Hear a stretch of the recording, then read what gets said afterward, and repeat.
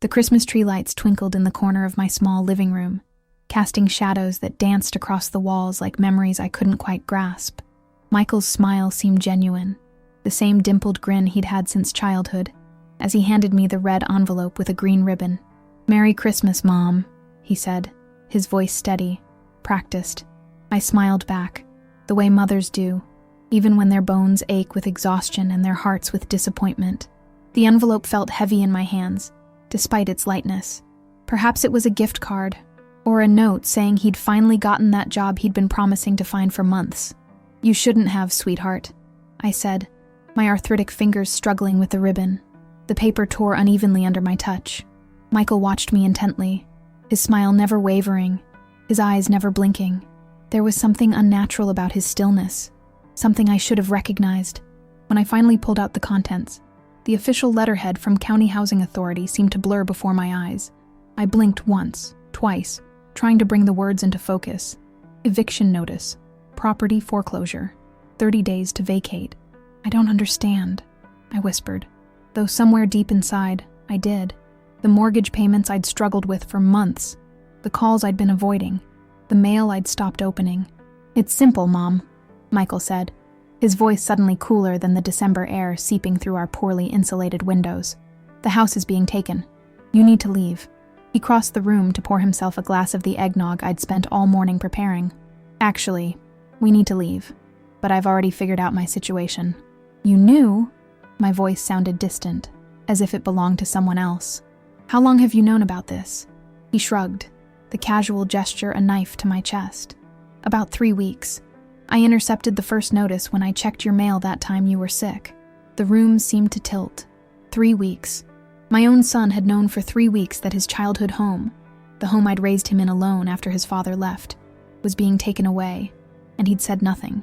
Had watched me decorate for Christmas, bake cookies, wrap the few presents I could afford after paying for his car insurance. "Why would you give this to me today? On Christmas Eve?" The paper trembled in my hand. Michael's smile returned, but it didn't reach his eyes. Seemed fitting. New year, new beginnings, right? Besides, I'm leaving tomorrow to move in with Jen and her family. Her parents are letting me stay in their guest house while I figure things out. "I thought you should know before I go." The casual way he delivered this blow, that he was leaving me to face this alone, made my knees buckle. I sank into the faded armchair where I'd read him bedtime stories, where I'd nursed him through fevers, where I'd held him when his first girlfriend broke his heart. "Where am I supposed to go?" I asked, my voice barely audible. "There's that senior housing complex over on Miller Street," he said, scrolling through his phone, not even looking at me. "Or maybe Aunt Susan would take you in, though you two haven't spoken in what, 10 years? Outside, carolers began singing Silent Night, their harmonies floating through the thin walls of the house I would soon no longer own. The Christmas tree lights blurred as tears filled my eyes. 63 years old, and I was about to be homeless. My pension barely covered medications and utilities. My savings had been depleted years ago paying for Michael's college, a degree he'd never finished. "You could have told me sooner," I said, fighting to keep my voice steady. "We could have figured something out together." Michael laughed, actually laughed, a sound so cold it froze the tears on my cheeks. "Like what, Mom? You've been barely keeping it together for years. I've been carrying you, paying for groceries, handling the car repairs. I'm 29. Do you know what my friends are doing? Traveling, buying homes, living their lives, not babysitting their mothers?" Each word was a slap, each syllable a betrayal worse than the eviction notice still clutched in my trembling hand. This wasn't my sweet boy. This wasn't the child I'd sacrificed everything for.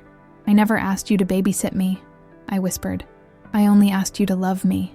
"Love isn't enough to pay bills, Mom," he said, draining his eggnog and setting the empty glass on the table without a coaster. Another small act of defiance. "Anyway, Merry Christmas. I've got my stuff packed already. I'll be leaving early tomorrow to help Jen's family with their Christmas dinner." As he walked toward his bedroom, I noticed for the first time how much he looked like his father in that moment. The same dismissive set of his shoulders, the same ability to walk away without looking back. The eviction notice blurred in my hands as fresh tears fell. 30 days. After 30 years in this house, I had 30 days to dismantle a life. The Christmas tree lights continued their cheerful twinkling, mocking the darkness that had just descended upon my world. My name is Eleanor Patterson, though most people in our small town of Millfield, Pennsylvania, just call me Ellie. For 30 years, I've lived in this modest 2-bedroom house on Maple Street, where the oaks grow too close to the foundation, and the roof needs replacing every decade. It's not much, but it's mine, or at least it was, until Michael handed me that eviction notice on Christmas Eve. I've worked as a school librarian at Millfield Elementary for most of my adult life. The pay was never great, but it was steady, and I loved being surrounded by books and eager young minds. 3 years ago, budget cuts forced early retirement on several of us. At 60, I wasn't ready to stop working, but I didn't have a choice. My pension is barely enough, especially with the medications I need for my arthritis and high blood pressure. The morning after Christmas, after Michael left without saying goodbye, I sat at my kitchen table, the same scratched oak surface where I'd helped him with homework and taught him to write his name. The eviction notice lay before me, its official language cold and unyielding. I tried to make sense of it through eyes swollen from a night of crying. 30 days, I whispered to the empty room.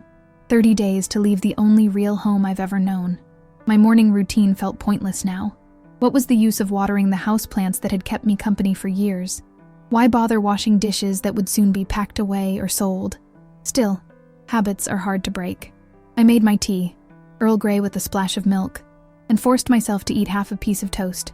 The house creaked and settled around me, its familiar noises a comfort I'd soon lose. From where I sat, I could see the height marks on the doorframe between the kitchen and living room, tracking Michael's growth from a toddler to a young man taller than his father had ever been. Would the new owners paint over those marks? Would they ever know the story behind each pencil line? My cell phone rang, the ancient flip phone Michael always mocked me for keeping. It was Linda from across the street, calling to wish me a belated Merry Christmas. Linda and her husband Tom had moved to Millfield the same year I did. We'd raised our children together, shared garden vegetables, and checked on each other during storms and illnesses. "Ellie, you okay?" Linda's voice was concerned. "Tom said he saw Michael drive off with a lot of stuff in his car this morning. Is he not staying through the holidays?" The lump in my throat made it hard to speak. "He's moved out," I managed to say. "Permanently." "Oh." The surprise in her voice was clear. "Well, that's unexpected. Everything all right?" I almost told her about the eviction then. Almost let the truth spill out. That I was about to lose everything. That my own son had known and kept it from me. That I had nowhere to go. But shame silenced me. I'd always been the strong one. The one who managed alone after Frank left. The one who never asked for help. "Everything's fine," I lied. "He's moving in with his girlfriend's family. It's closer to job opportunities in the city."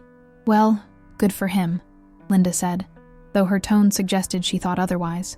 "Listen, why don't you come over for dinner tonight? No sense being alone the day after Christmas." "Maybe another time," I said. "I'm a bit under the weather." After hanging up, I sat in silence for a long time, staring at the faded wallpaper in my kitchen.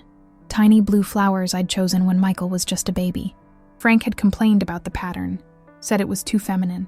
One of many complaints he'd had before walking out one Tuesday afternoon, never to return. The mailbox flag moved up and down in the winter wind outside my window. I couldn't bring myself to check it. What more bad news could there possibly be? My body felt impossibly heavy as I finally stood and moved to the living room. The Christmas decorations, collected over decades, now seemed like cruel reminders of a life that was ending. The ornaments Michael had made in elementary school, the stockings I'd embroidered with our names, the nativity scene my mother had given me before she passed. I sank onto the couch and pulled the crocheted afghan around my shoulders. It still smelled faintly of the lavender sachets I tucked into the linen closet. Would I have room for it wherever I ended up? Would I have room for anything? My phone pinged with a text message. "Michael, left some stuff in the garage I don't need anymore. You can sell it if you want." "No. How are you?" "No, I'm sorry. Just another task for me to handle." I didn't reply. What could I possibly say to this stranger who used to be my son?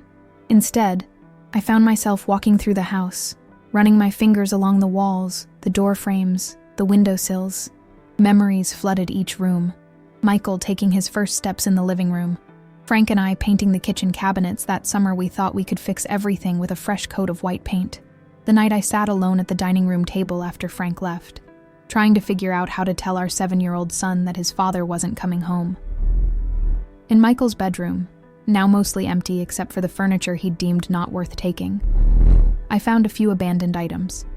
A high school yearbook, a participation trophy from Little League, a framed photo of the two of us at his high school graduation, me beaming with pride, him looking impatient to be elsewhere. I picked up the photo, studying my own face from 8 years ago. I looked younger, of course, but also more hopeful.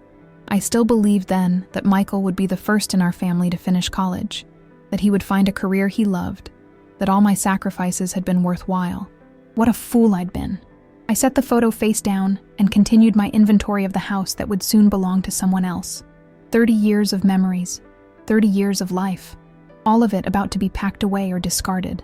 Outside, snow began to fall, adding another layer of quiet to the already silent house. The betrayal didn't start with the eviction notice.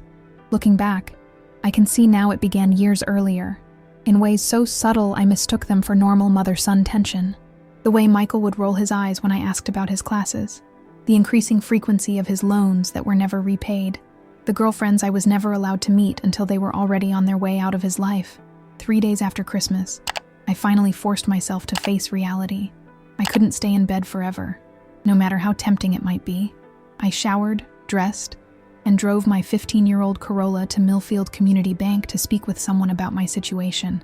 The bank manager, Mr. Harrington, had known me for years. Our children had gone to school together. His wife occasionally borrowed gardening books from me at the library, but the moment I sat down across from his desk, I knew that none of that mattered. "Mrs. Patterson," he said, not quite meeting my eyes, "I understand this is difficult, but the foreclosure process is already well underway. You've missed 6 mortgage payments." "I know," I admitted, my hands clutched tightly in my lap to hide their trembling. "But I was hoping we could work something out. A payment plan, perhaps? I can try to find part-time work." He shuffled papers, clearly uncomfortable. "The time for that was months ago when we first contacted you. We sent multiple notices. I've been having trouble keeping up with things," I said, hating how feeble my excuse sounded. The truth was, after the retirement and my health issues, opening bills had become an exercise in anxiety I'd started to avoid. Mr. Harrington sighed. "There's something else you should know." He pulled out another document. "Your son came to see me about 6 months ago." My heart stuttered. "Michael? Why would he come to see you?" "He wanted to discuss options for the house. He mentioned you were having difficulties managing your finances and suggested we might work with him directly." The room seemed to tilt. "What?" "He inquired about whether he could assume ownership of the property if payments were brought current. We explained that as he wasn't on the deed or mortgage, that wouldn't be possible without your consent." My mouth went dry. I never gave consent for any of this. I didn't even know he'd spoken to you. Mr. Harrington looked genuinely sorry now. "Mrs. Patterson, I assumed he was acting with your knowledge. He presented himself as trying to help you. Help me by taking my house?" The words came out sharper than I intended. "He framed it as protecting your interests. Said you might need to move to assisted living soon." Assisted living? I was only 63, still capable of living independently despite my arthritis. The betrayal cut deeper than I could have imagined. While I was struggling to keep our heads above water, my son had been plotting to take my house from me. "What else did he ask about?" My voice sounded distant to my own ears. Mr. Harrington hesitated. "He inquired about the equity in the home, whether there would be money left after a sale. Of course, the house wasn't worth much by modern standards, but it was paid down considerably. There would be some money after the mortgage was satisfied. Not enough to buy another home in today's market, but enough that someone might find it worth pursuing." "Thank you for telling me," I said, standing on legs that felt like they might give way. At least now I know. Outside the bank, I sat in my car for a long time, watching people go about their normal lives. A young mother hurried past with a toddler in tow. An elderly couple walked hand in hand into the coffee shop across the street. Everyone had somewhere to go, someone to be with. I had 30 days to figure out both. When I finally turned the key in the ignition, I found myself driving not home, but to Green Valley Meadows, the apartment complex where Michael's girlfriend Jennifer lived with her parents. I wasn't sure what I hoped to accomplish. Confrontation had never been my strong suit, but the thought of Michael plotting behind my back while watching me struggle had ignited something in me. The Andersons' house was impressive, A large colonial with a circular driveway and professionally landscaped yard, even in winter. Jennifer's father was a surgeon at the regional hospital. Her mother came from old money. No wonder Michael had been so eager to ingratiate himself with them. The guest house he mentioned was visible from the street. A charming, converted carriage house that probably had more modern amenities than my entire home. I parked across the street, my courage faltering. What would I say? Why did you try to take my house? How could you betray me like this? When did you stop being my son? As I sat there debating, the front door opened, and Michael emerged with Jennifer. They were laughing, his arm around her waist. She looked like a model with her long blonde hair and expensive clothes. I'd never met her, despite them dating for nearly a year. Michael had always made excuses when I suggested dinner or a visit. They walked to his car, the car I'd helped him buy with money from my retirement fund, the car I still paid insurance on because he claimed he couldn't afford it. He opened her door with a flourish, then jogged around to the driver's side. I sank lower in my seat, not wanting to be seen. Just before getting in, he pulled her close for a kiss. It was the way he held her that broke my heart. Tender, protective, loving. All the things he'd stopped being with me years ago. They drove away without noticing my old Toyota parked across the street. I sat there for a long time afterward, trying to understand when and how things had gone so wrong. Had I been too lenient? Too strict? Had Frank's abandonment damaged Michael in ways I'd never recognized? Or was it simpler than that? Had he just realized that I had nothing left to give him, while Jennifer's family had everything to offer? On the drive home, I passed the senior housing complex on Miller Street that Michael had so callously suggested. It wasn't as grim as I'd imagined. Neat brick buildings surrounded by well-maintained grounds. But the residents I could see through windows and on walkways all looked at least 20 years older than me. Was this really where I belonged? By the time I pulled into my driveway, darkness had fallen. The Christmas lights I'd forgotten to unplug twinkled in the window, a jarring reminder of the holiday that had brought my world crashing down. Inside, the answering machine blinked with a message. Michael's voice filled the room. "Hey, Mom. I need to grab some more stuff from the garage tomorrow. I'll use my key. Don't worry about being there. Don't worry about being there. In my own home. The home he'd tried to take from me." For the first time since receiving the eviction notice, I felt something other than despair.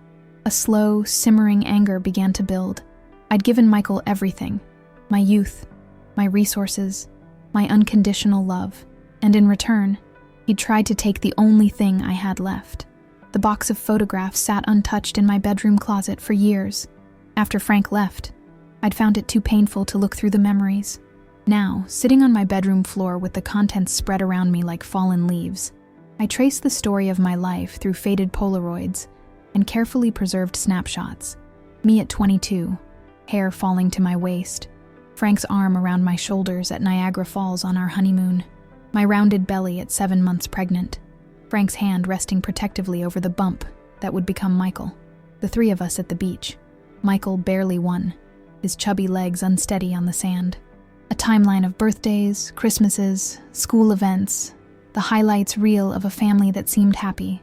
I picked up a photo of Michael at age 6, missing his front teeth, proudly holding up a fish he'd caught when Frank took him to the lake. It was the summer before Frank left. Looking at it now, I could see the strain already showing in my then-husband's smile, the distance in his eyes. Had Michael noticed it too? "He didn't leave because of you," I had told Michael repeatedly in the months after Frank walked out. "Sometimes grown-ups just can't live together anymore. Daddy still loves you." But Frank's phone calls to Michael grew increasingly infrequent. The monthly visits dwindled to holidays, then birthdays, then stopped altogether when he moved to Arizona with his new wife. The child support checks, never substantial, eventually ceased when Michael turned 12. By then, Frank had a new family, a new son. Michael had become an inconvenient reminder of a past mistake. I found a photo from Michael's 13th birthday, just him and me at the dining room table, a small cake between us. His smile didn't reach his eyes. That was the year the anger started. The slamming doors, the muttered responses, the report cards that showed plummeting grades. He'll grow out of it, the school counselor had assured me. It's normal for boys his age, especially with an absent father. But the anger never really went away. It just transformed, became more controlled, more calculated. By high school, Michael had mastered the art of emotional manipulation. He knew exactly how to make me feel guilty for not being able to afford the same things his friends had.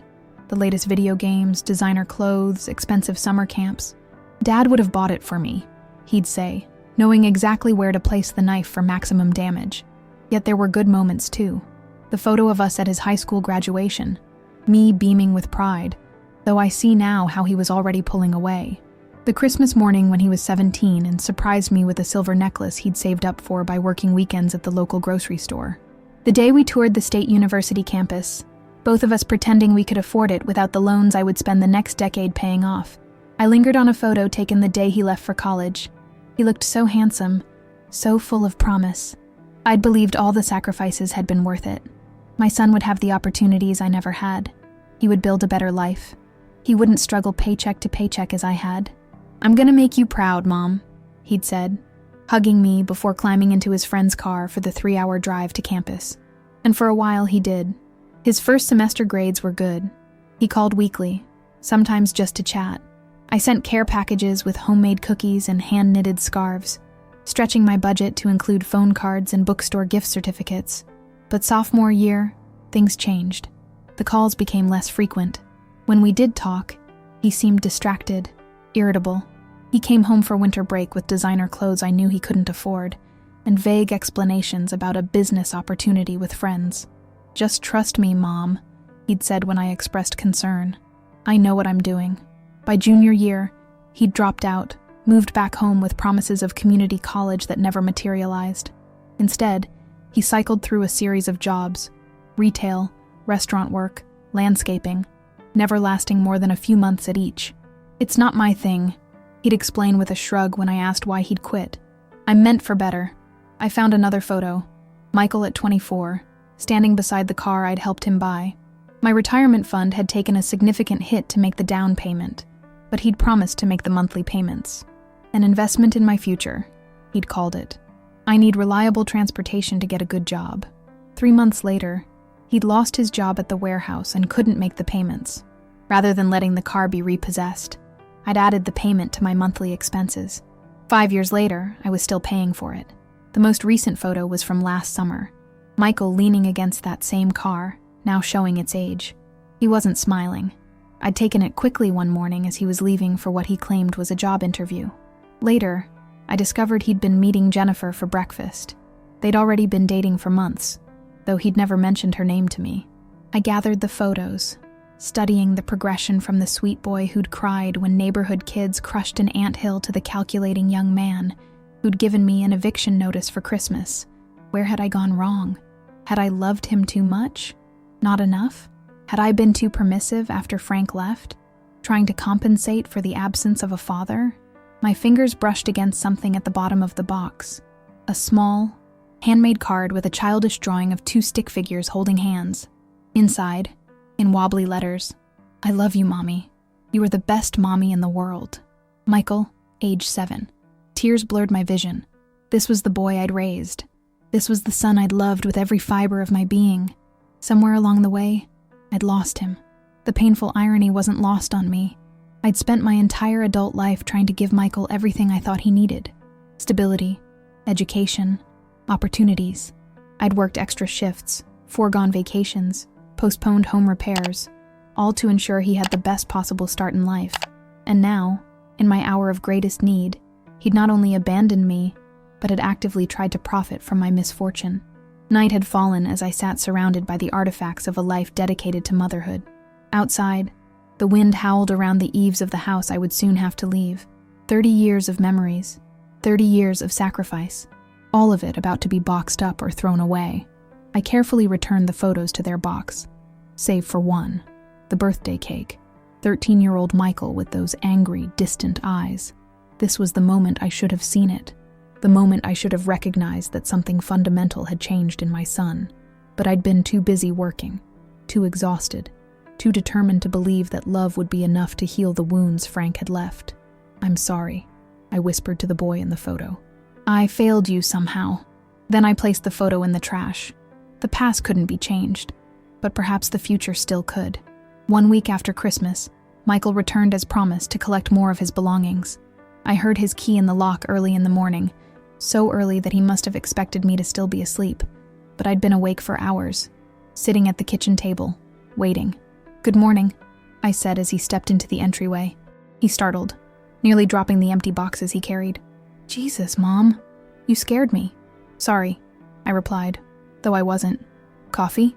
He hesitated, clearly thrown off by my calm demeanor. Sure. I can't stay long, though. Just need to grab some stuff from the garage and basement." I poured him a mug of coffee and watched as he added sugar. 2 spoons, the way he'd taken it since high school. Such a small, familiar detail. A reminder that despite everything, I still knew him. Or at least I knew parts of him. "I went to the bank," I said conversationally, setting his mug on the table. His movements stilled for just a moment before he resumed stirring his coffee. "Yeah? What for?" "To discuss the foreclosure situation." Mr. Harrington was very informative. I kept my voice level, watching his face. "He told me about your visit 6 months ago." Michael's expression hardened. So? Is that all you have to say? So? I could feel my carefully maintained composure beginning to crack. "You went behind my back to ask about taking ownership of my house." He shrugged, the gesture so dismissive it felt like a physical blow. "I was trying to help. You're clearly not able to handle your finances. I thought maybe I could take over the payments, keep the house in the family." "How generous," I said, unable to keep the bitterness from my voice. "And your inquiry about the equity? Was that also out of concern for me?" A flash of something, guilt perhaps, crossed his face before his expression shuddered again. "You're making this into something it wasn't. Then what was it, Michael? Please explain to me how trying to take my home without my knowledge was an act of love." He set his mug down with enough force that coffee sloshed over the rim. "You know what? I don't need this. I don't need to explain myself to you." "Actually, you do." I stood up, meeting his gaze directly. "I've spent my entire adult life explaining myself to you. Why we couldn't afford new sneakers. Why we had to skip the class trip. Why I couldn't come to your games because I was working double shifts. Now it's your turn to explain yourself to me." "Fine." He crossed his arms. "You want an explanation? You're drowning, Mom. You have been for years. The house is falling apart. You can barely afford your medications. Your car is on its last legs. And instead of accepting help, you just keep pretending everything's fine." "Help?" I laughed, a harsh sound even to my own ears. "Is that what you call trying to take my house?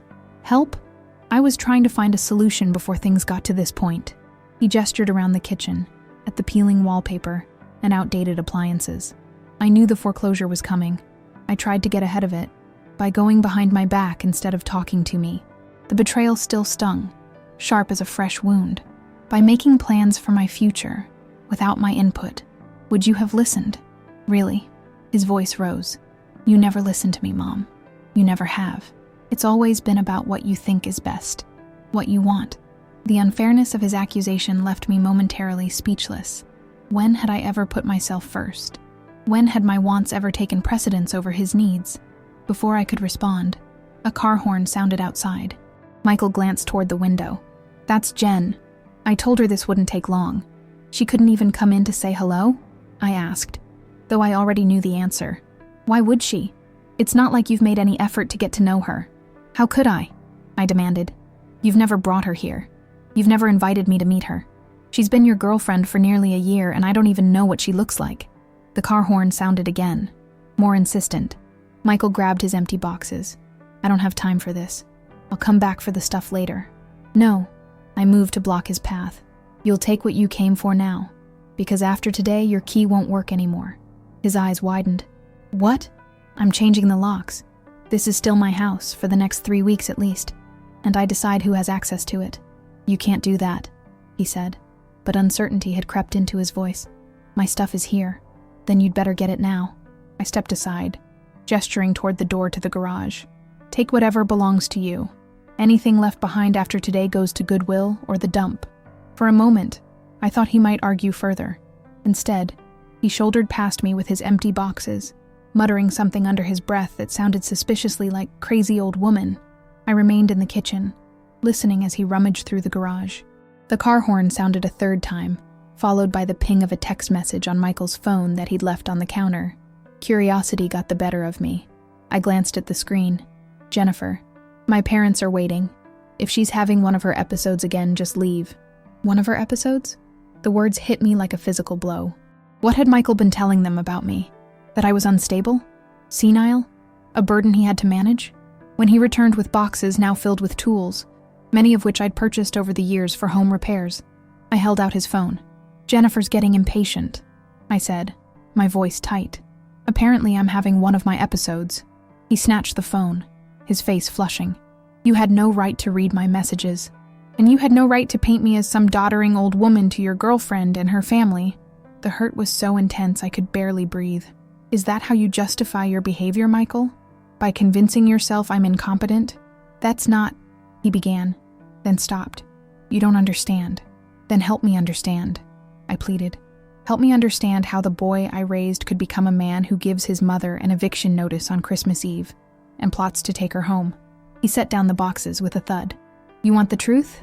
Fine. The truth is, I've been drowning with you for years. Every time I try to get ahead, there's some new crisis, some new expense.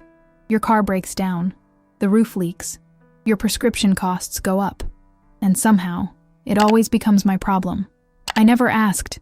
"You didn't have to ask," he shouted. "You just looked at me with those sad eyes, telling me how hard things were, how you didn't know what you were going to do. What choice did I have?" "You had every choice," I said quietly. "I never forced you to help me. No, you just made me feel like the world's biggest asshole if I didn't." His voice cracked. "Do you have any idea what it's like to watch your friends move forward with their lives while you're stuck in place because your mother can't get her act together?" Each word was a knife, twisting deeper with every syllable. I'd spent 30 years believing I was doing my best for my son. Now he was telling me I'd been a weight around his neck. "I didn't realize I was such a burden to you," I whispered. "See? There it is. That guilt trip." He picked up his boxes again. "I'm done, Mom. I'm just done. Jennifer's parents are letting me stay with them until we find our own place. They're normal, stable, they have their shit together, and I don't." "No," he said bluntly. "You don't, and I can't fix it anymore." The car horn sounded again, a long, impatient blast. Michael headed for the door without looking back. "Michael," I called after him. "The key." He paused, then slowly reached into his pocket and placed his house key on the counter. The small brass key I'd given him when he was 12, telling him it meant he was growing up, becoming responsible. "Goodbye, Mom," he said, and walked out the door. Through the kitchen window, I watched as he loaded the boxes into the trunk of his car. Jennifer sat in the passenger seat, her face turned away. I caught a glimpse of sleek blonde hair, designer sunglasses. She never looked toward the house where her boyfriend had grown up, never acknowledged the woman who had raised him. As they drove away, something inside me finally broke. The tears I'd been holding back for days came in a flood, harsh sobs that bent me double. I sank to the kitchen floor, my back against the cabinets, and let myself feel the full weight of the abandonment. Not just Michael's betrayal, but Frank's too. And the system that had let me fall through the cracks after a lifetime of playing by the rules. Working hard, paying taxes, raising a child alone. This was my reward. An eviction notice on Christmas Eve, and a son who saw me as nothing but a burden to escape. I don't know how long I sat on the kitchen floor, tears flowing until there were none left to shed. The January afternoon darkened around me, shadows lengthening across the worn linoleum. Eventually, the chill seeped into my bones, forcing me to move. My joints protested as I pulled myself up using the counter for support. My reflection in the microwave door showed a woman I barely recognized. Hair disheveled, eyes swollen, face blotchy. I looked every one of my 63 years, and then some. "Enough," I whispered to that broken woman in the reflection. "Enough now." I filled the kettle and set it to boil, going through the motions of making tea by rote. The routine was comforting in its familiarity. As I waited for the water to heat, I gazed around my kitchen, really looked at it for the first time in years. The wallpaper was indeed peeling at the seams. The cabinets needed repainting. The ancient refrigerator hummed loudly, using too much electricity. Michael wasn't wrong about the state of the house. What he was wrong about was believing I was oblivious to it. I'd known the house was falling apart around me.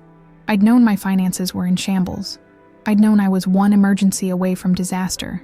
But acknowledging those truths meant admitting I'd failed at providing security, at planning for the future, at raising a son who would stand by me rather than calculate what he could gain from my downfall. The kettle whistled, calling me back to the present moment. As I poured hot water over the tea bag, watching the color bloom and spread, something shifted inside me, a clarity I hadn't felt in years. Michael's betrayal, cruel as it was, had freed me from the last illusion I'd been clinging to. That family meant unconditional support, that the love I'd given would eventually be returned in kind, that sacrifice would be rewarded. The truth was simpler and harder. I was alone, truly alone, and if I was going to survive, I needed to face that reality head-on. I carried my tea to the dining room table and found a notepad and pen. At the top of the page, I wrote, 30 days, action plan, and underlined it twice. Then, in methodical fashion, I began to list everything I needed to address: housing options, financial assessment, belongings, what to keep, sell, donate, legal implications, forward planning. Under each heading, I added bullet points, questions I needed answers to, resources to investigate, tasks to complete. The process was both terrifying and oddly liberating. For too long, I'd been paralyzed by shame and uncertainty. Now, facing the worst-case scenario, I had nothing left to lose. The fear that had kept me from opening bills, from seeking help, from facing reality, it was still there, but it no longer had the power to immobilize me. As night fell, I continued working by the glow of the dining room lamp, filling page after page with notes, questions, and possible solutions. When my hand cramped, I switched to my laptop, the outdated machine Michael had discarded when he upgraded. I researched tenant rights in foreclosure situations, senior housing options, bankruptcy implications, government assistance programs. I made a list of local churches and community organizations that might offer help. At midnight, exhausted but clear-headed, I reviewed what I'd learned. The situation was dire, but not as hopeless as it had first appeared. I had options, not great ones, but options nonetheless. And more importantly, I had time. 30 days wasn't much, but it was something. I went to bed that night and slept soundly for the first time since Christmas Eve. The problems hadn't disappeared, but facing them had somehow diminished their power to terrorize me. The next morning, I woke with purpose. After a quick shower and a bowl of oatmeal, I dressed in my most professional outfit, the navy pantsuit I'd worn to parent-teacher conferences at the library, and drove to Millfield Senior Services. The office was located in the town hall basement, a fluorescent-lit space with motivational posters and plastic chairs. The receptionist directed me to Diane Walker, a social worker whose kind eyes and no-nonsense manner immediately put me at ease. "Foreclosure is more common than you might think," she said after I'd explained my situation, "especially among seniors on fixed incomes when unexpected expenses arise. I never thought I'd be in this position," I admitted. "I always paid my bills on time. I was responsible." "Mrs. Patterson, Ellie, may I be frank?" She leaned forward, her expression serious. "The system isn't designed to support aging Americans, particularly women who've spent their lives in caregiving or low-wage roles. What you're experiencing isn't a personal failure. It's a systemic one." Her words were like a key unlocking a door I hadn't known was there. All this time I'd been blaming myself for not earning more, for not investing wisely, for not somehow magically creating security out of thin air on a librarian's salary while raising a child alone. "Now," Diane continued, pulling out several folders, "let's look at your options." Over the next 2 hours, she outlined possibilities I hadn't known existed: a transitional housing program for seniors facing displacement, a prescription assistance program that could reduce my medication costs by nearly 70%, legal aid services that might be able to negotiate a delayed eviction, a part-time job program for seniors that placed workers in local businesses with flexible hours. "What about my son?" I asked hesitantly. "Could he be held responsible for any of my debts?" Diane shook her head. "Not unless he co-signed for them. Your financial situation is yours alone, for better or worse." Relief and sadness warred within me. Michael couldn't be touched by my financial problems, but that also meant he truly had no legal obligation to help me. His abandonment wasn't just cruel, it was entirely within his rights. As I was leaving, Diane handed me one more pamphlet. "Millfield Community Legal Clinic," she explained. "They offer free consultations every Wednesday. Given what you've told me about your son's attempt to assume ownership of your property, I think you should speak with someone." I frowned. You think I have some kind of legal case against Michael? I don't know, she said carefully. But some of what you described raises questions. The timing of his knowledge about the foreclosure, his inquiry about equity, his access to your mail. It might be nothing, but it's worth checking. I tucked the pamphlet into my purse, not sure if I would follow through. The thought of taking legal action against my own son, no matter how betrayed I felt, made my stomach churn. Back at home, I began the painful process of inventorying my belongings. Each room, each closet, each drawer required decisions. Keep, sell, donate, trash. The china cabinet that had been my grandmother's, too large for any apartment I might afford. The collection of classic novels I'd treasured since college, too precious to part with. The kitchen gadgets I'd accumulated over decades, mostly unused and easily replaced if needed. By evening, I'd only managed to sort through the living room, yet already had bags for donation and boxes labeled for a potential yard sale. The process was both heartbreaking and cathartic. Each item released felt like letting go of a small piece of the past, painful but necessary. As I was wrapping the last of my grandmother's teacups in newspaper, the doorbell rang. My heart jumped. Michael returning? But when I peered through the peephole, I saw Linda from across the street, holding what appeared to be a casserole dish. I almost didn't answer. I wasn't ready for neighborly concern or pitying looks, but Linda had been my friend for 30 years. She deserved better than silence. I saw your lights on late last night, she said when I opened the door. Thought you might not feel like cooking. The simple kindness nearly undid me. Thank you, I managed. Would you like to come in? She glanced past me at the sorted piles, the boxes, the bags. Understanding dawned in her eyes. Oh, Ellie, what's happening? And just like that, the story spilled out. The eviction notice, Michael's betrayal, my uncertain future. Linda listened without interruption, her expression shifting from shock to outrage to determination. You're not facing this alone, she declared when I finished. Tom and I won't let that happen. For the first time since Christmas Eve, I felt a spark of something that might have been hope.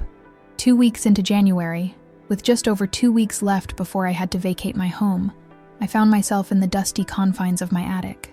I'd been putting off this final frontier of sorting, partly because of the physical challenge. My arthritis made the steep stairs and low ceiling a painful ordeal, but mostly because the attic contained the remnants of my life with Frank. The divorce had been quick, but messy, with Frank eager to start his new life in Arizona. In the aftermath, I'd boxed up everything that reminded me of him and relegated it to the furthest corner of the attic, out of sight, out of mind, or so I'd told myself. But the boxes had remained, undisturbed for over 20 years. Might as well face it all, I muttered, pulling the first box toward me. Inside were predictable items: Frank's high school yearbooks, fishing trophies, the leather jacket I'd given him for our 5th anniversary that he'd deemed too nice to take when he left. Nothing surprising, nothing worth keeping. The second box contained financial papers, old tax returns, bank statements, insurance policies. I was about to set these aside for shredding when a manila folder labeled house caught my attention. Inside were the original closing documents from when we'd purchased the house. Frank had handled most of the paperwork back then. Just sign here, Ellie, he'd say. And I had, trusting him completely. I'd been 28, naive, and overwhelmed by the process. I flipped through the yellowed pages, recognizing our signatures on various documents: a deed, mortgage agreements, insurance forms, and then a document I didn't recognize: amendment to property deed. The legal language was dense, but certain phrases jumped out at me: joint tenants with right of survivorship, and, in the event of death or abandonment of either party. I wasn't sure what it meant, but something about it sent a chill down my spine. I set it aside to show the lawyer I'd scheduled to meet later that week. The third box was smaller, unlabeled. Inside, wrapped in an old t-shirt, was a metal cash box, locked. I vaguely remembered Frank keeping important documents in such a box, but I'd never had the key. Or had I? A distant memory surfaced, Frank handing me a small key on our wedding day. For safekeeping, he'd said. Never know when we might need it. I'd kept it on my key ring for years before eventually moving it to my jewelry box when the marriage ended. I made my way carefully down the attic stairs, joints protesting with each step, and retrieved the small brass key from my bedroom. It fit perfectly into the cash box lock. Inside were papers and photographs I'd never seen before. Deeds to a small parcel of land in Arizona. Life insurance policies. One for Frank, naming me as beneficiary, never canceled despite our divorce. And most surprising of all, a savings passbook for an account I never knew existed, showing regular deposits until the year Frank left. My hands trembled as I examined these artifacts from a shadow life Frank had apparently been leading. Why would he leave behind deeds and insurance policies? Had he been so eager to escape that he'd abandoned financial interests that might have connected him to his past? Among the papers was a sealed envelope with my name written in Frank's handwriting. The postmark was from 15 years ago, 8 years after he'd left, but it had never been delivered. Inside was a brief letter. Ellie, I know it's been years and you probably hate me. You should. What I did was unforgivable. Michael deserved better. You both did. I've been thinking about the house. If anything happens to me, it's yours, free and clear. That's what that amendment means. The insurance, too. It's not much, but it's something. I'm sorry. More than I can say. Frank. I read the letter 3 times, trying to make sense of it. Frank had maintained life insurance with me as beneficiary for years after our divorce. He'd apparently believed the house would be mine, free and clear if something happened to him. But what did that mean for my current situation? With renewed urgency, I gathered the documents and headed downstairs to call the legal clinic. The receptionist couldn't get me in any sooner, but she suggested I bring the papers to my appointment. The next 2 days passed in a blur of sorting, packing, and research. I couldn't stop thinking about Frank's letter and the mysterious amendment. What had he meant? Could it possibly impact my current foreclosure situation? Wednesday finally arrived, and I found myself sitting across from Meredith Chen, a young attorney with sharp eyes and a no-nonsense manner. Mrs. Patterson, she began after I'd explained my situation. Before we discuss the documents you found, I'd like to ask about your son's actions. You mentioned he knew about the foreclosure notices before you did. I nodded. He intercepted mail. He spoke to the bank about assuming ownership. And did he ever ask you to sign any documents? Perhaps something he said was related to the house or your finances? The question triggered a memory. Yes, about 8 months ago. He brought some papers he said were for refinancing the house to lower the payments. I signed them, but apparently nothing came of it. Ms. Chen's expression sharpened. Do you have copies of what you signed? No. Michael handled everything. He said it didn't work out. The rates weren't favorable or something. She made a note. I'd like to request copies from the county records. There's a possibility what you signed wasn't what he represented it to be. A cold feeling settled in my stomach. You think he was trying to... What? Take the house from me? I don't want to speculate without seeing the documents, she said carefully. Now, about these papers you found in the attic. She examined the amendment to the property deed, her eyebrows rising slightly. This is interesting. Your ex-husband set up the property as joint tenants with right of survivorship, with a specific abandonment clause. What does that mean? It means that if either of you abandon the property for a period exceeding 7 years without legal claim or contribution, rights would revert to the remaining occupant. She looked up. When was the last time your ex-husband made any claim on the property or contributed financially to it? Not since he left in 1999, I said. He hasn't even been back to Millfield as far as I know. Ms. Chen's eyes gleamed with sudden interest. Mrs. Patterson, this could change everything. If this abandonment clause is valid, and I'll need to verify that, the house may legally be yours alone, not jointly owned with your ex-husband as the bank might believe. Hope flickered to life. And what would that mean for the foreclosure? It could mean the foreclosure process has procedural errors. At minimum, it could buy us time to negotiate. At best, she hesitated. Let's not get ahead of ourselves. I need to make some calls, check county records, and verify a few things. As I left her office, my mind was spinning. Could Frank's long-ago legal maneuver somehow save me now? And what about those papers Michael had me sign? Had my own son attempted to defraud me? On the drive home, my phone rang. An unknown number. I answered cautiously. Mrs. Patterson? This is Jennifer Anderson, Michael's girlfriend. My heart raced. I think we should talk. We agreed to meet at a coffee shop downtown. Neutral territory. Jennifer arrived looking nothing like the polished, cold woman I'd imagined. Without makeup and designer clothes, she seemed younger, more vulnerable. Michael doesn't know I'm meeting you, she said immediately. He'd be furious. Why are you here then? asked. She twisted her napkin nervously. Because what he's doing to you isn't right. And because... She hesitated. I found something you should see. From her purse, she withdrew a folded document. Michael left his laptop open. I saw this in his emails. He was sending it to some lawyer. I unfolded the paper. A quitclaim deed with my signature at the bottom. My signature, but not my handwriting on the rest of the form. The document purported to transfer ownership of my house to Michael for the sum of $1. I never signed this, I said, though the signature looked convincingly like mine. I think he traced it, Jennifer said quietly. From your Christmas cards or something. He's been practicing. Why are you showing me this? I asked, studying her face. Why betray him? Her eyes filled with tears. Because last week I heard him on the phone with someone, talking about putting her in a home and liquidating assets. When I asked who he meant, he said his mentally unstable mother. But I've met your neighbors, Mrs. Patterson.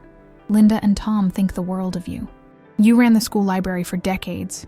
You're not some crazy old woman. Does Michael know you feel this way? She shook her head. I've been playing along, trying to figure out what's really happening. His stories keep changing. First, you were giving him the house because you couldn't manage anymore. Then you were selling it to him at a discount. Then you were being evicted and he was handling it for you. I studied the young woman across from me with new eyes. You don't seem like the type of person who would participate in something like this. I'm not, she said firmly. My parents don't know either. They think we're staying in their guest house because we're saving for our own place. If they knew what Michael was really doing. She trailed off. Thank you for this, I said, carefully folding the document. It can't have been easy to come here. She stood to leave, then hesitated. Mrs. Patterson, for what it's worth, I'm sorry. About all of it.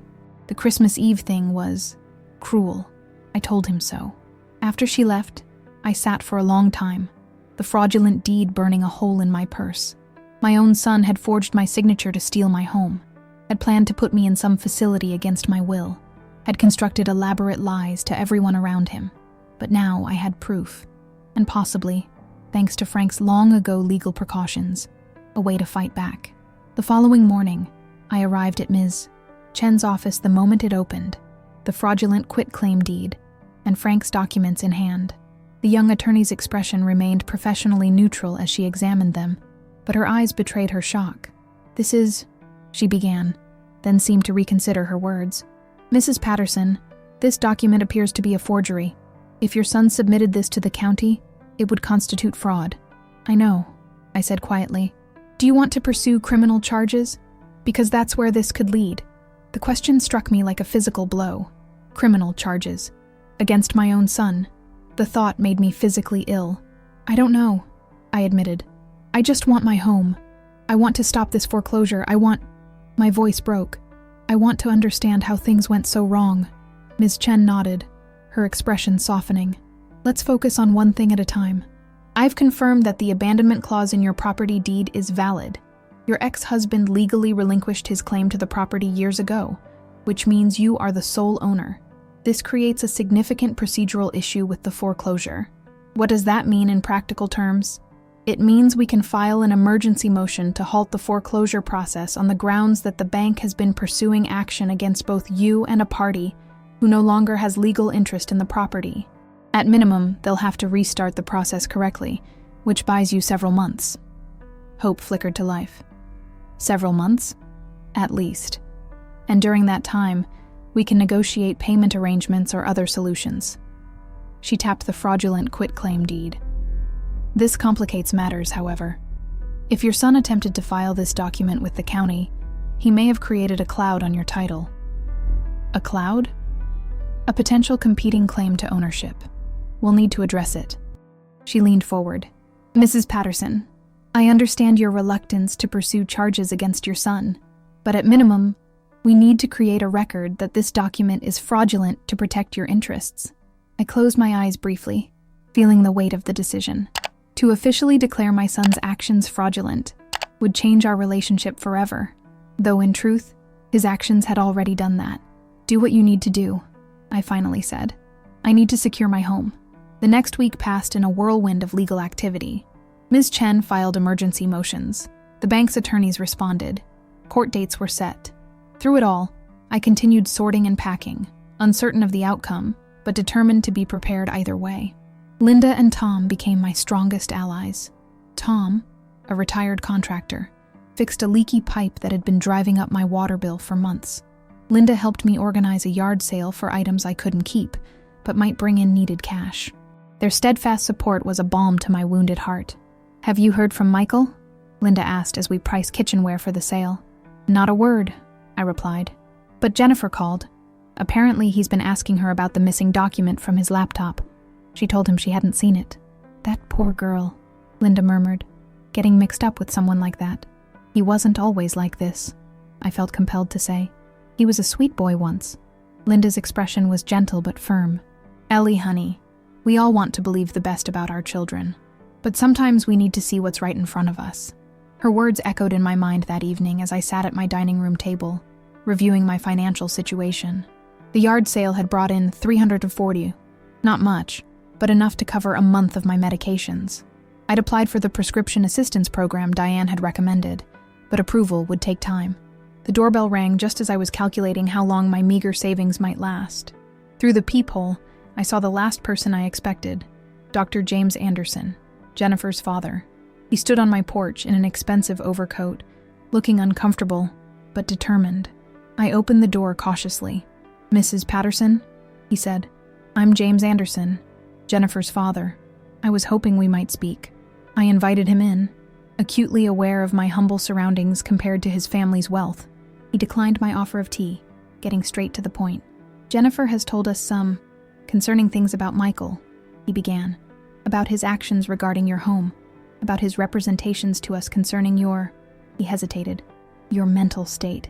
"I see," I said, keeping my expression neutral. "And what do you think about these concerns?" Dr. Anderson met my gaze directly. "I think my daughter has shown better judgment than I initially gave her credit for. And I think we may have been complicit, however unknowingly, in something deeply troubling."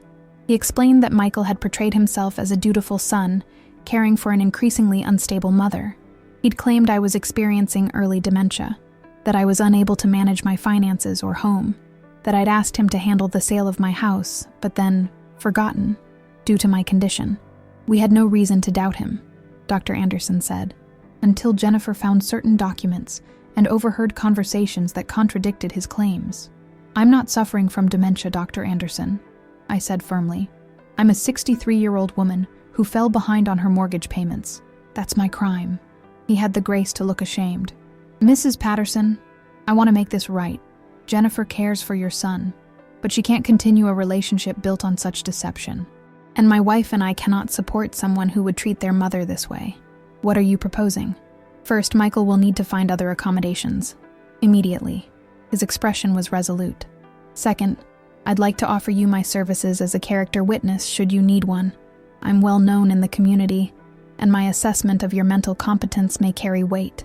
His offer touched me deeply. "Thank you. There's one more thing," he added. "Jennifer mentioned you found a fraudulent document with your signature. May I see it?" I hesitated, then retrieved the quitclaim deed. Dr. Anderson examined it carefully. "The notary stamp," he said, pointing to the bottom of the page. "This is from Westside Title Services. My brother-in-law owns that company. If this document was submitted for processing, he would have records." The next day, with Dr. Anderson's assistance, we confirmed that Michael had indeed attempted to file the fraudulent deed 6 months earlier.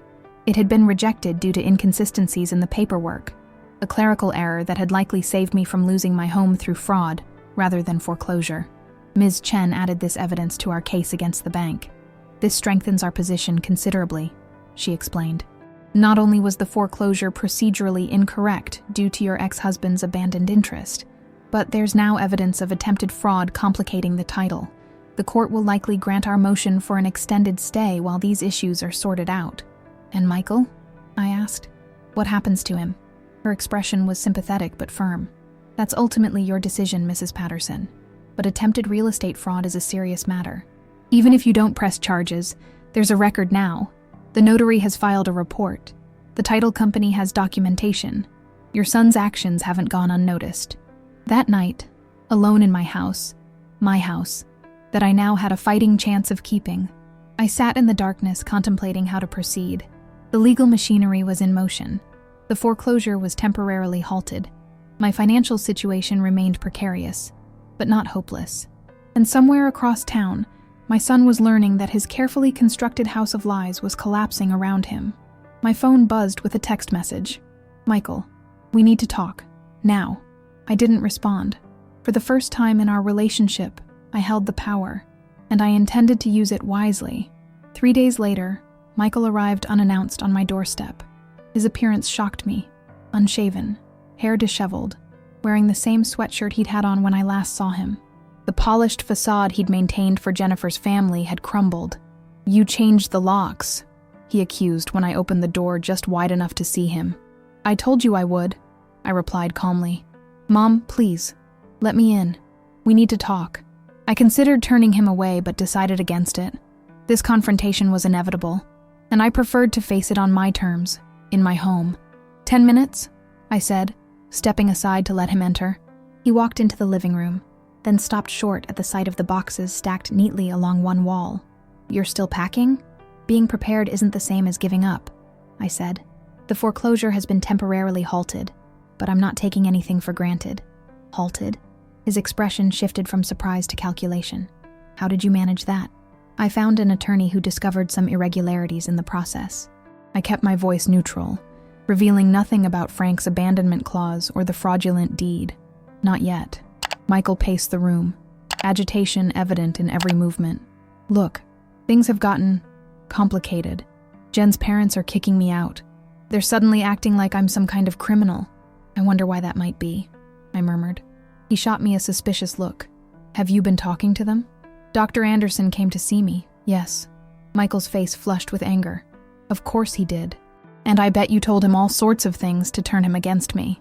Actually, he came because Jennifer had already raised concerns about your behavior, particularly regarding certain documents she found on your laptop." The color drained from his face. "She had no right to go through my things. Like you had no right to intercept my mail or forge my signature on a quitclaim deed." The accusation hung in the air between us. Michael's expression cycled through shock, denial, and finally a cold calculation I'd come to recognize all too well. "I don't know what you're talking about," he said, but his eyes betrayed him. "Michael, please don't insult my intelligence. We both know what you did. The title company has a record of the rejected filing. The notary has filed a report." He sank onto the couch, head in his hands. "You don't understand. I was trying to save the house before the bank took it. If the deed had been transferred to me, I could have gotten a loan based on the equity. And where would that have left me?" He looked up, his expression a mixture of defiance and shame. "You could have continued living here. I would have let you stay." "Let me stay? In my own home?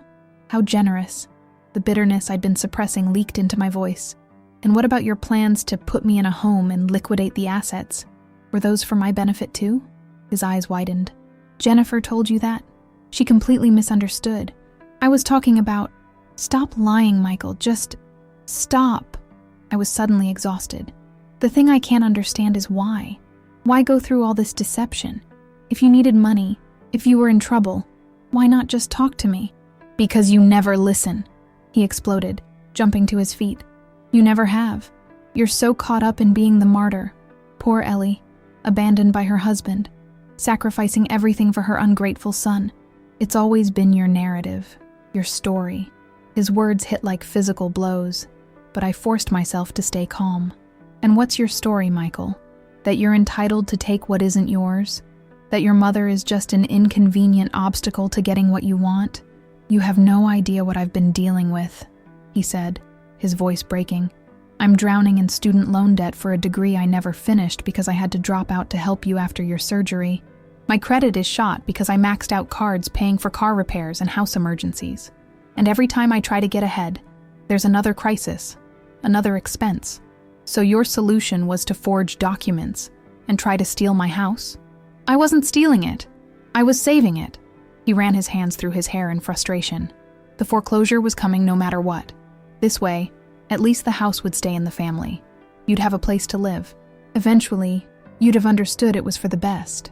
The twisted logic of his justification left me speechless. In Michael's mind, he wasn't betraying me. He was helping me.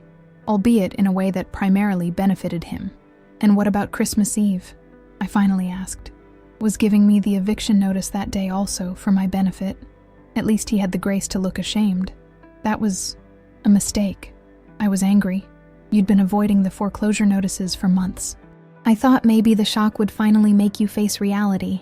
The reality that I was losing my home, or the reality that my son had been plotting behind my back to take it from me." He had no answer for that. "Michael," I said, my voice softer now, "I need you to leave. Your 10 minutes are up, and frankly, I've heard enough. Mom, please. I have nowhere to go. Jen's parents kicked me out.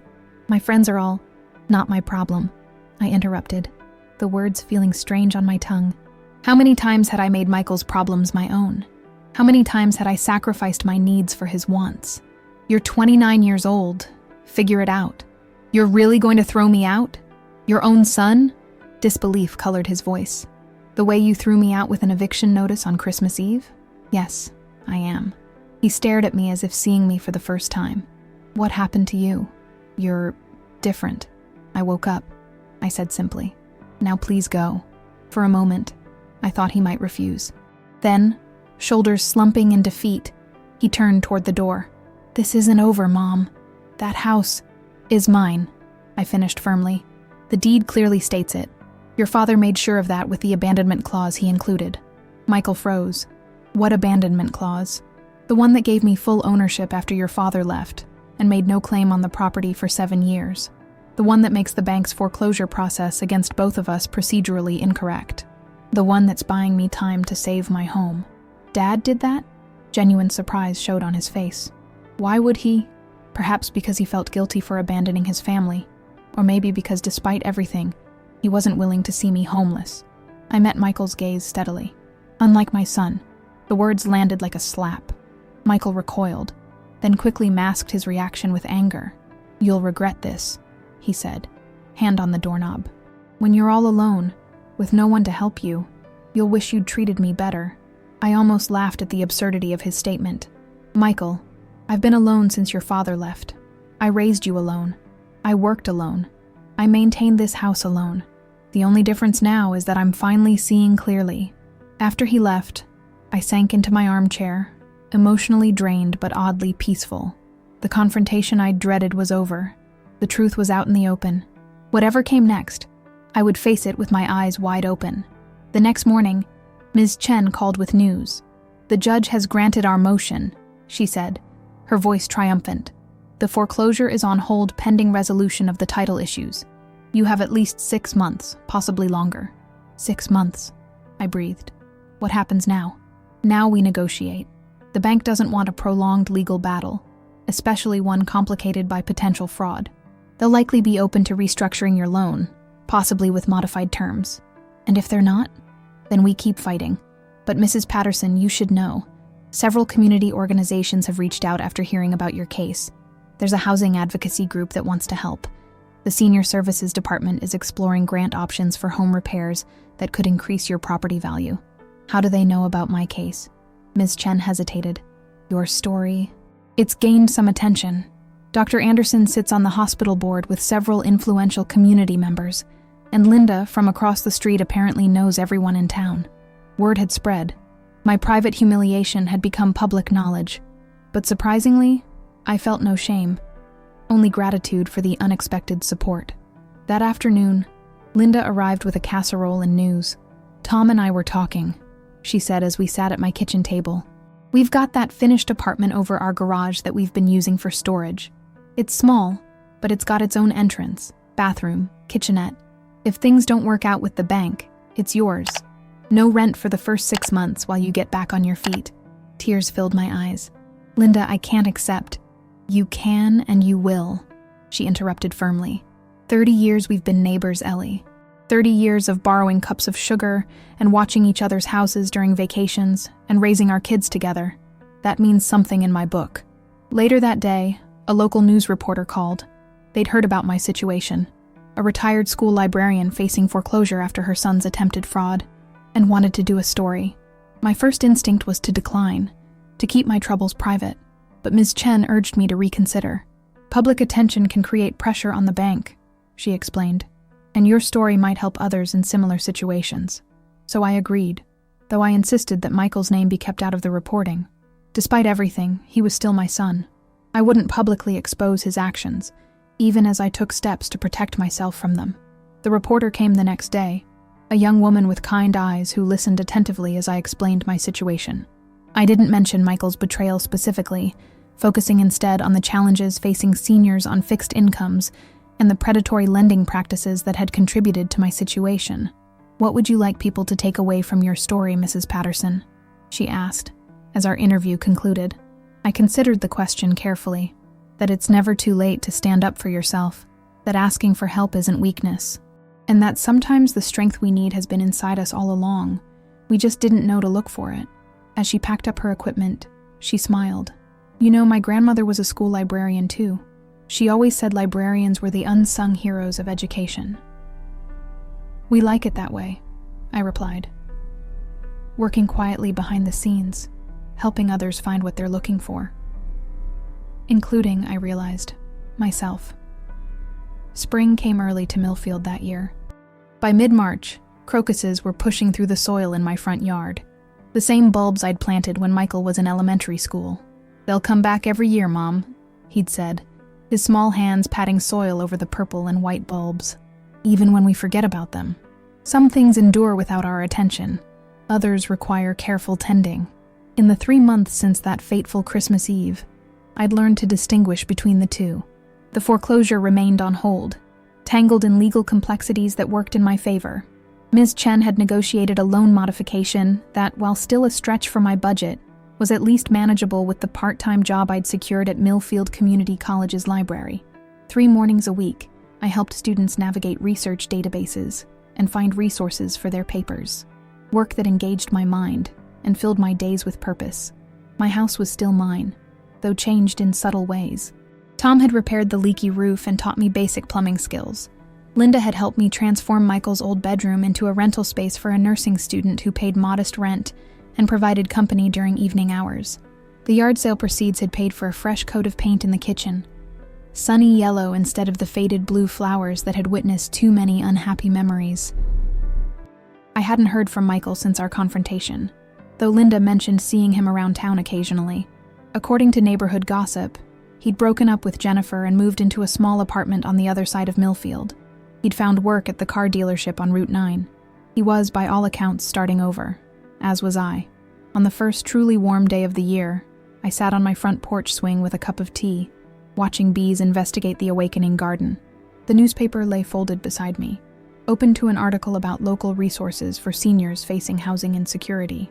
My interview from months ago had sparked a community conversation that was bearing fruit in the form of new programs and support services. A car pulled up in front of my house. Not Michael's, but one I vaguely recognized. The driver sat for several minutes before finally emerging.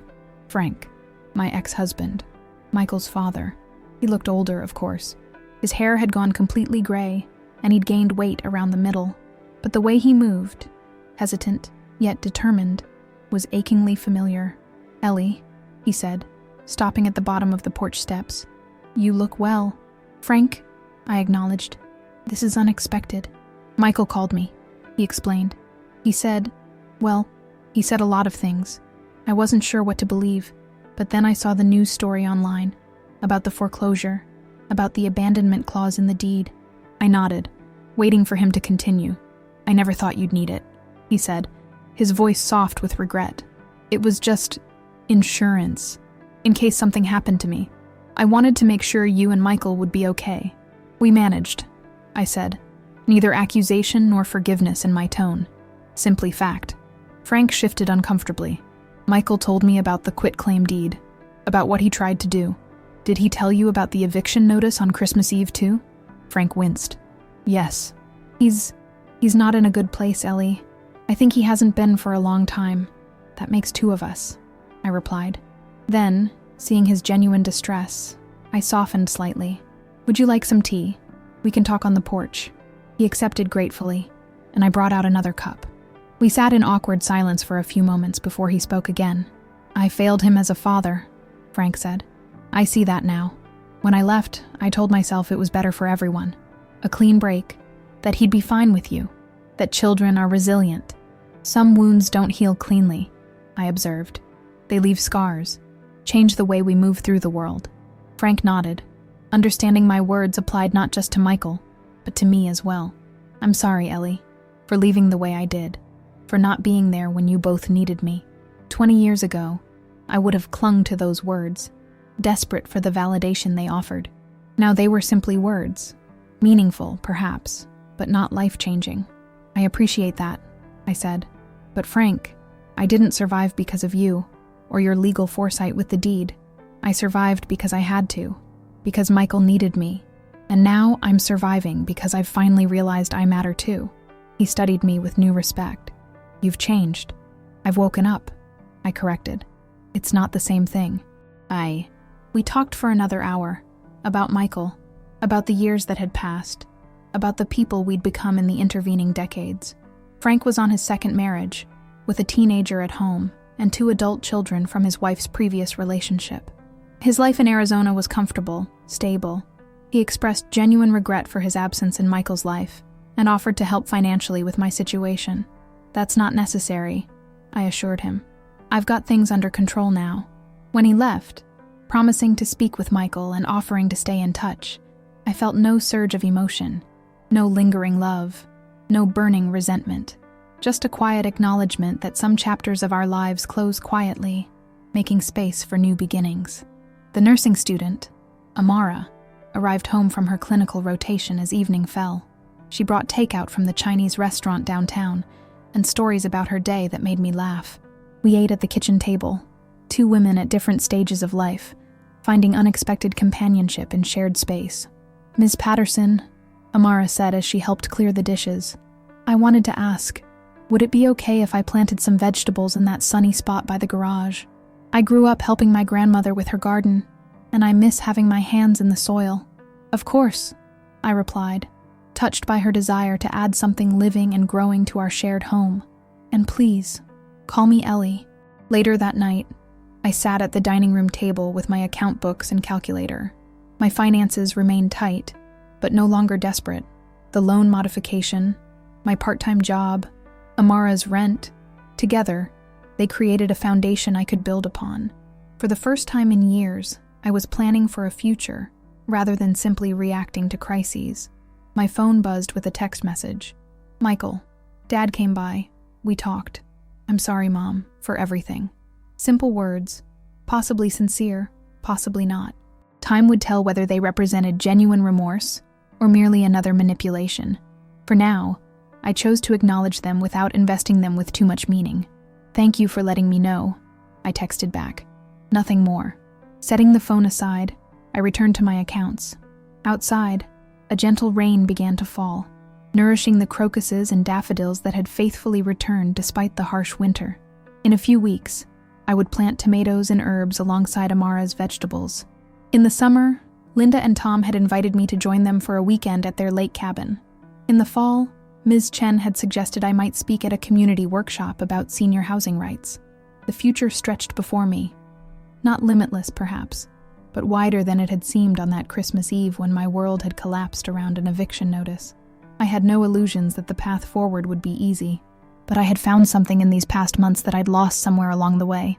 My own voice, my own worth, my own power. The house creaked and settled around me, its familiar noises no longer reminders of what I stood to lose, but affirmations of what I'd fought to keep. My home, my dignity, my life. Outside, the rain continued its gentle rhythm, washing away the last remnants of winter, preparing the earth for new growth.